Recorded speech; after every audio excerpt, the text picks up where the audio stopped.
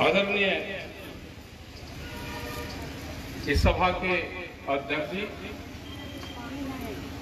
किसानों, नौजवान साथियों, हमारी माताएं बहनें, पत्रकार बंधु, पुलिस प्रशासन के लोग, सभी पदाधिकारी, उन्नाव में करीब 15 साल पहले आए, 15 साल हो गए। बहुत दिन बाद में यहाँ पे आना हुआ। समस्या बड़ा जो इशू यहाँ का है वो भूमि अधिग्रहण का है। यहाँ की जो जमीनें, बंजर सी जमीन, रेतीली सी जमीन, कीकर सी खड़ी हुई जमीन, और उद्योगपति उनको किसानों को बहका के, सरकार किसानों को बहका के वह कृषि योग्य भूमि न बना के उसको उद्योग योग्य भूमि बनाई और किसानों से उस जमीन को लूटने का काम करा। आज जब इंडस्ट्रीज देगी तो उसी इंडस्ट्रीज का पानी जब किसानों के गांव में गया, खेत में गया, उससे बीमारियां फैली और यहाँ पे किस्म से लेबर और बीमारियां तैयार हुई। आज उसी से ही पूरा प्रभावित है ये पूरा क्षेत्र। ये जो गंदा पानी इंडस्ट्रीज का जा रहा है वो पूरे क्षेत्र को बर्बाद कर रहा है। सरकार इस पे काम कर सकती थी। ये तो फलपट्टी का क्षेत्र था पूरा। अगर थोड़ा सा जाए, थोड़ा सा आगे लखनऊ और इस साइड में, तो पूरे आम के बागान यहाँ पे है, बढ़िया यहाँ पे फसलें पैदा होती हैं। लेकिन क्योंकि इंडस्ट्री जोन बनाना था तो जमीनें लूटने का काम करा। आज बहुत स्पीड से जमीनें जा रही है पूरे देश भर। ये एक बड़ा इशू पूरे देश का है कि जिस तरह से हमारी जमीनों को छीनने का काम किया जा रहा है। इसी के साथ में जो 3 काले कानून आए थे उसकी सच्चाई भी आपको पता रहनी चाहिए। जो उसमें कॉन्ट्रैक्ट फार्मिंग का एक कानून था कि ठेके पे खेती की जाएगी, उसका रिजल्ट क्या था और आज क्या होने जा रहा है उसमें। अभी भी सरकारें लगी हुई है, बड़े उद्योगपति लगे हुए हैं कि आपकी जमीन जाएगी, उसमें बड़े स्तर पे खेती होगी और उन खेती में केमिकल यूज खेती होगी, चाहे वो किसान कर रहा आज भी या बड़ी कंपनी आएगी, और 30, 40, 50 और 60 साल में इस देश की जमीन बर्बाद होगी। इस देश में एक भी किलो अनाज पैदा नहीं होगा और यहाँ पे फिर जो बाहर की कंपनियां होंगी उसको 2 तरह के लोग इस देश में मिलेंगे। एक होगा मजदूर और दूसरा होगा कंज्यूमर। क्योंकि चाइना के कंपटीशन में यूएसए और पूरा यूरोपियन कंट्री, उनको एक इस तरह का देश चाहिए जिसकी जनसंख्या ज्यादा हो। अमेरिकन और यूरोप की कंपनियां चाइना के कंपटीशन में भारत में लग सके, उसके लिए सस्ता मजदूर यहाँ पर चाहिए। सस्ता मजदूर मिलेगा तो यहाँ पे खरीदार भी मिलेगा। जनसंख्या यहाँ पे बहुत है तो जो उत्पादन होगा उसकी खपत भी यहाँ पर होगी। ये कंपटीशन चला हुआ है, इस कंपटीशन को हमको समझना पड़ेगा। क्या बिहार की तरह इस पूरे देश में मजदूर तैयार हो गए? क्या मध्य प्रदेश में जो पूरा पलायन वहां पे मजदूर दिल्ली और पूरे जो बड़े शहर है उसमें कर रहे हैं, क्या इस देश में लेबर तैयार होगी? क्या भारत को आने वाले टाइम पे लेबर कंट्री के नाम से जाना जाएगा? आज किसान समझदार हैं, पूरे देश और दुनिया में हमारा संगठन काम करता है। आज जरूरत है किसान संगठन को और मजबूत करने की। जिस तरह से आपने 3 काले कानून वापसी करवाए, एक अभी मसौदा भारत सरकार का दोबारा फिर आ रहा है, एक ड्राफ्ट भारत सरकार ने फिर दिया है, और पहला अटैक मंडियों पे करने की बात करी गई है। मंडी वो प्लेटफॉर्म है किसान का। जैसे ट्रेन बगैर प्लेटफॉर्म के रुक नहीं सकती, ऐसे ही बगैर मंडी के किसान जिंदा नहीं रह सकता। पहला स्ट्रक्चर है कि मंडियों को तोड़ने का काम करा जाए, मंडियों के बाहर खरीद हो, ये उस कानून में दर्शाया गया है कि मंडी के बाहर व्यापारी खरीद कर सकता है, तो मंडी के बाहर खरीद होगा तो धीरे धीरे बिहार की तर्ज पे, जैसे बिहार में 2006 से मंडी जो बाजार समिति है वो तोड़ दी गई, वो हटा दी गई और आज बिहार का किसान पूरे देश में मजदूरी का काम करता है।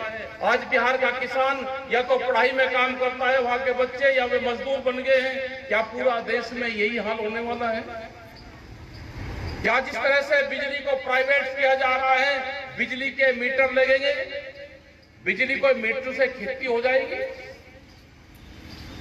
खाली किसान को बिजली और बीज से बर्बाद करेंगे। अभी जो नए सीड आ रहे हैं, अभी आपने देखा होगा कि जो हमारे पुराने सीड थे, जो पुराने बीज थे, पारंपरिक बीज थे, वे सब हमारे खत्म हो गए। नए बीज आए तो वे हाइब्रिड आए, और हाइब्रिड के बाद में भी जीएम सीड आए, जेनेटिकली मॉडिफाइड सीड अब आने वाले हैं। जिस तरह से एक मसौदा दिल्ली में जो एक अमेरिकन का एक डेलीगेशन आया हुआ है, 24 तारीख से 29 तारीख तक यहाँ पे रहेगा, वो एक समझौता करना चाहता है कृषि पे भारत सरकार से। अगर वो समझौता होगा और फ्री ट्रेड एग्रीमेशन में जो फ्री ट्रेड वो वहां पे समझौता होने जा रहा है, जो एग्रीमेंट होने जा रहा है, अगर वो देश में होगा तो इस देश का किसान बर्बाद होगा। क्या अमेरिका के इतने दबाव में है कि टर्म्स बना और भारत के लोगों को जंजीर बांध के यहाँ पे भेजा, और किसानों का एक मसौदा तैयार करने के लिए पूरा डेलीगेशन वहां पे है। अगर कोई भी भारत सरकार इस तरह का समझौता करेगी तो हम उसका हमेशा विरोध करेंगे। पहले भी विरोध करा और हमेशा आगे भी विरोध करेंगे। हम तो जब जब भी WTO के समझौते बाहर हुए, वो अर्जेंटीना में हो, वो चाहे बाली में हो, तो हम 4-5 जो वहां पे मीटिंगें हुई, उन मीटिंगों में भारत की तरफ से, भारत के किसानों की तरफ से हमारा डेलीगेशन, हमारे किसान संगठन के लोग, वे सब लोग बाहर गए। क्या आज भारत सरकार इस तरह की होगी कि आज किसानों से बातचीत करने को तैयार नहीं है? क्या आज किसी पार्टी की देश में सरकार नहीं रही? क्या आज पूंजीपतियों ने इस देश पे पूर्ण रूप से कब्जा कर लिया? किसी को बोलने की यहाँ पे आजादी नहीं? क्या पूरी विपक्ष पॉलिटिकल पार्टी वे पूरी धराशायी होगी? क्या उनकी आवाज आज सुनाई संसद में उसमें नहीं दे रही? क्या विपक्ष के लोगों पे एक भी आंसू गैस का गोला लाठी और उनको जेल वे जाने को तैयार नहीं है? क्या डरा हुआ विपक्ष देश में तानाशाहों को जन्म देगा? तो इस देश में फिर एक क्रांति होगी। जैसे दिल्ली में आंदोलन चला MSP गारंटी कानून के लिए, देश में फिर एक बड़े आंदोलन की जरूरत पड़ेगी।